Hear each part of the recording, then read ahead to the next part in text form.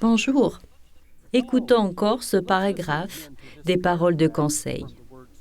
En ce qui concerne la prêtrise, Dieu appelle qui Dieu appelle parmi les disciples engagés, selon leurs dons, à servir et à toucher toute l'humanité. Les règlements et les procédures de la prêtrise offrent un chemin clair pour que les disciples répondent à l'appel. Ils définissent également la différence qui existe entre un sens de l'appel potentiel et le besoin d'aligner sa vie avec les principes d'un comportement moral et des relations qui encouragent le bien-être de la communauté de l'Église. Une manière par laquelle Dieu habilite et équipe l'Église pour la mission, c'est le ministère de prêtrise. On peut lire en Doctrine et Alliance 156, 7a. Écoutez, ô mon peuple, ce que je dis au sujet de ma sainte prêtrise. Le pouvoir de cette prêtrise fut placé au milieu de vous depuis les premiers jours du début de cette œuvre pour la bénédiction et le salut de l'humanité.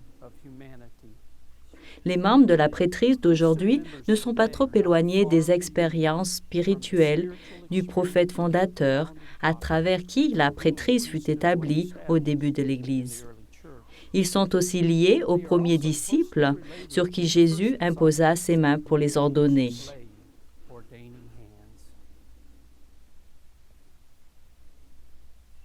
Ces paroles de conseil soulignent l'importance continue du ministère de la prêtrise. Elles présentent des principes fondamentaux du ministère de prêtrise aujourd'hui. La première phrase dit « En ce qui concerne la prêtrise, Dieu appelle qui Dieu appelle parmi les disciples engagés, selon leurs dons à servir et à toucher toute l'humanité. » Cette phrase souligne 5 principes qui sont étroitement liés. Premièrement, Dieu appelle. L'appel est une spécificité de Dieu. Dieu a appelé et Dieu appelle la création à être. Dieu a appelé et Dieu appelle les individus à incarner la nature divine pour bénir toute la création. On ne s'appelle pas soi-même. Dieu appelle. Deuxièmement, Dieu appelle qui Dieu appelle selon sa volonté, sa liberté divine. Nous ne définissons pas qui Dieu devrait appeler ou pas. Nous faisons confiance en l'initiative divine, même si nous ne comprenons pas toujours ses desseins. Troisièmement, pour le bien de l'organisation, Dieu appelle certains disciples engagés à servir dans des fonctions spécialisées qu'on appelle office de prêtrise. C'est un principe de base qu'une vie de disciple dévoué reste le premier appel. Tous les disciples sont appelés au ministère. Certains disciples sont appelés à des rôles particuliers qu'on appelle office de prêtrise. Quatrièmement, des disciples engagés peuvent être appelés au ministère de prêtrise car ils ont des dons particuliers liés à un office de prêtrise. Cela ne veut pas dire que ces disciples sont plus fidèles ou supérieurs aux autres disciples.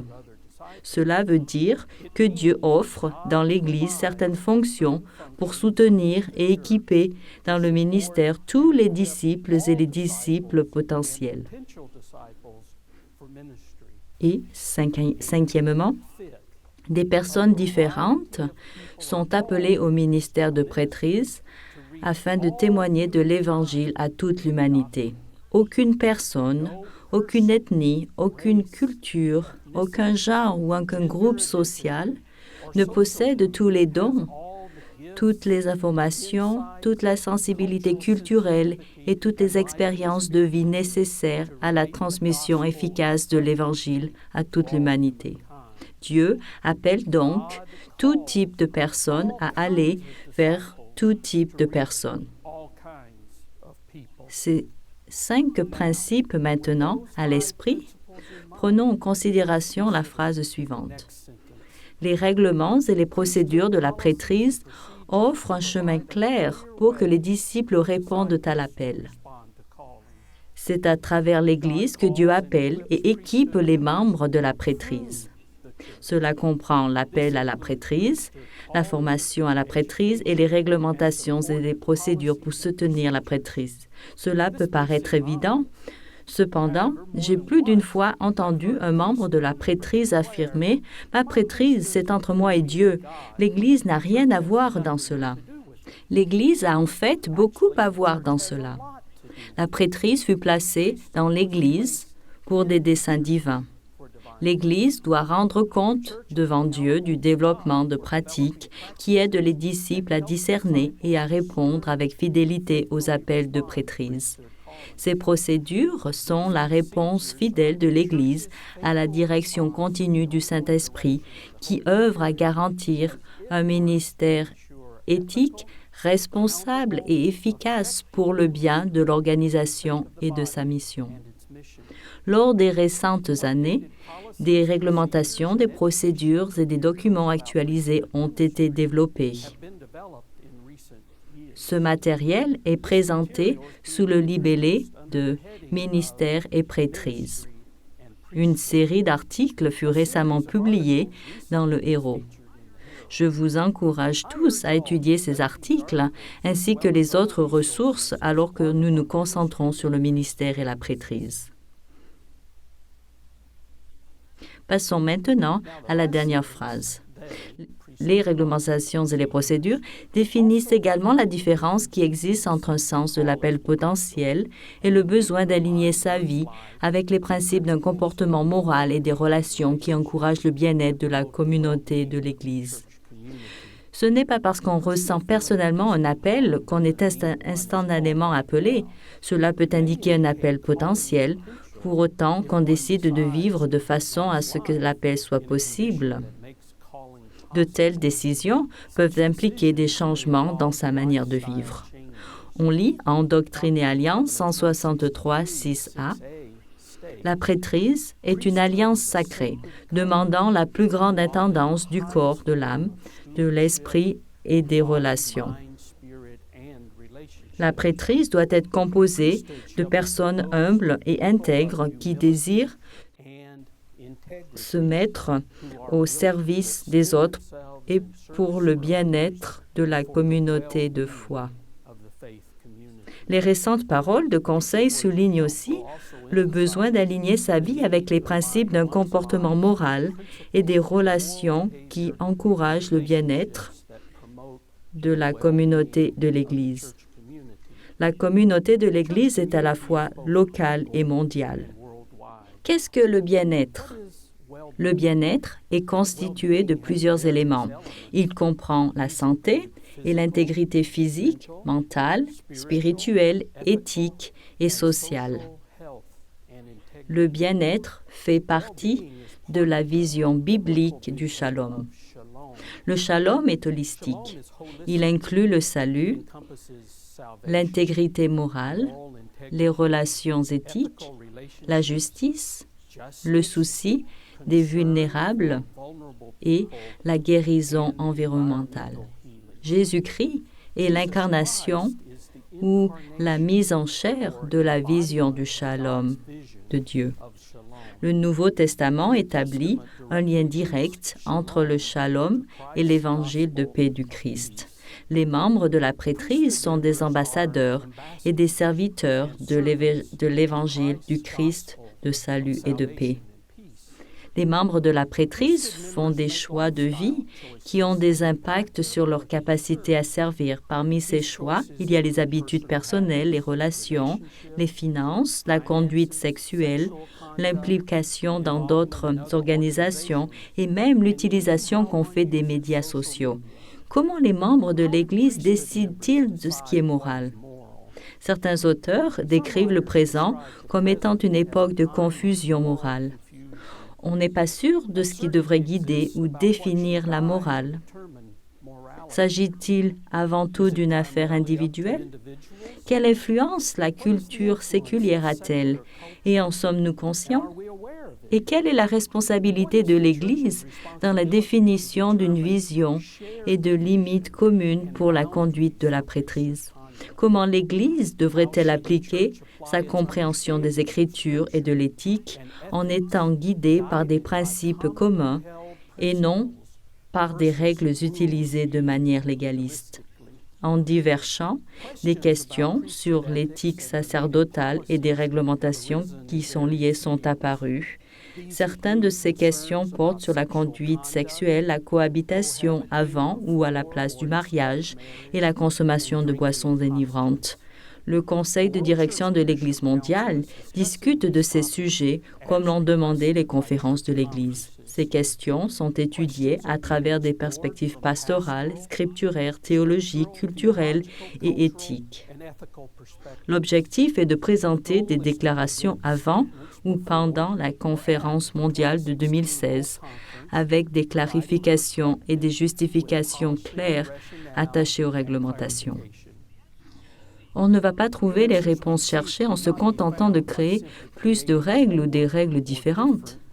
Nous avons besoin d'une formation holistique, spirituelle et morale pour les disciples et les membres de la prêtrise, afin que de bons choix se fassent naturellement. Jésus a dit, « Tout bon arbre produit de beaux fruits. » Un bon arbre croît à partir d'une formation spirituelle qui nous enracine dans la nature de Dieu et sa vision pour la vie. Un bon arbre vient aussi d'une application constante de principes spirituels de la vie du disciple et du ministère qui apportent de la profondeur, de la direction et des limites. En tant qu'Église, nous avons identifié des principes essentiels. Ces principes se trouvent dans les croyances fondamentales et les principes permanents, des documents qui se basent sur les Écritures et sur la direction de l'Église aujourd'hui. La révélation continue disponible en Doctrine et Alliance souligne aussi les principes de comportement et de relations éthiques.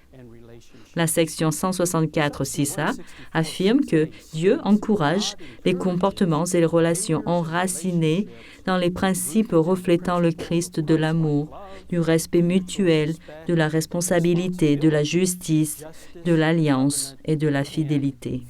Ces principes sont interdépendants. Ils œuvrent tous ensemble. Je souhaite cependant dire quelques mots sur l'alliance. L'alliance est beaucoup plus qu'un ressenti ou qu'une intention.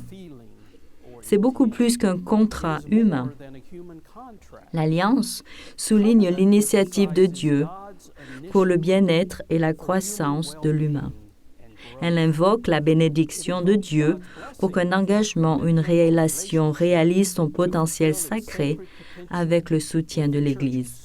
Dans l'Église, l'alliance est établie à travers des rites sacrés ou des sacrements qui comprennent un culte, un ministère de prêtrise et des symboles qui évoquent des promesses fiables si la fidélité suit.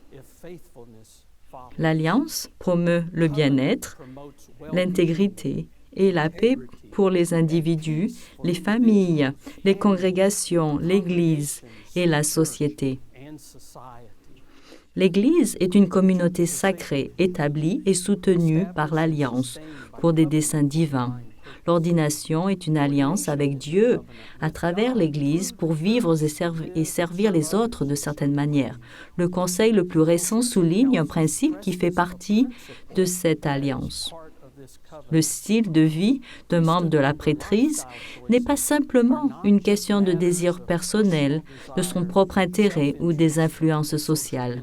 Dans l'idéal, le membre de la prêtrise devrait améliorer le bien-être holistique des autres et de la communauté de l'Église qu'il sert. Alors que j'écrivais ce discours, j'ai fait des pauses pour prier. Lors de ces réflexions silencieuses, je me suis souvenu des membres de la prêtrise qui ont influencé ma vie.